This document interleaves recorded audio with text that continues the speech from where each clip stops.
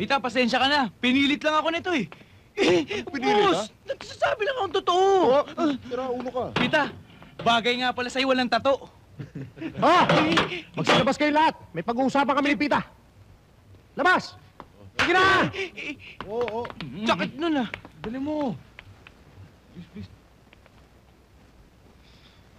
Alam mo ba? Galing ako sa taas ngayon eh. Nilalakad ko para makalaya ka.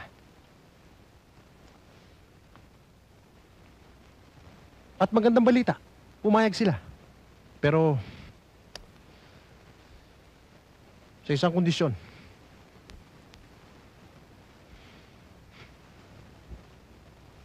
May papatrabaho sila sa'yo.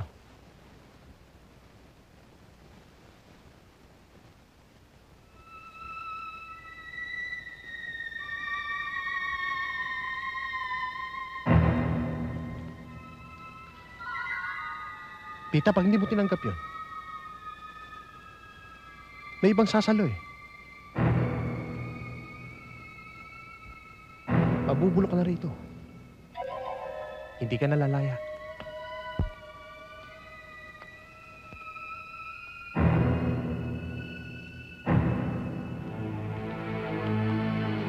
Boss, itong koleksyon ko sa Makati.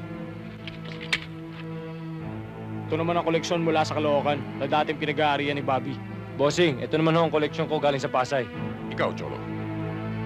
Nabaybas ng narkom yung mga tauhan ko eh. Namumuro ka na, Cholo. Ano magagawa ko? Nahuli mga bata ko. Mabuti nga nakatakas ako eh. Ito, kumusta naman ang lakad mo kay Pita? Kumagat na sa pain ko si Pita.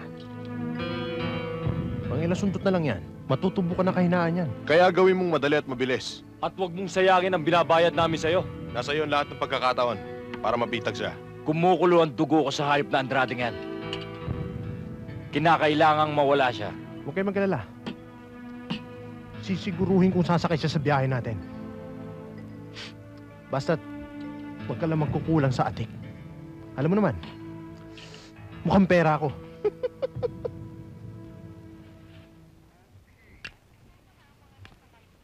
Alauna ang Danny Andrade sa monumento. Ngayon, lahat ng gamit mo, nandun na sa auto. Pagkatapos, magkita na lang tayo sa bahay ni Sandra. Kung wala ka nang sasabihin, alis na ako. Sana'y huwag mo akong biguin, Pita. Malaking paniniwala ako sa'yo. Masa ka. Hindi kayo mabibigo.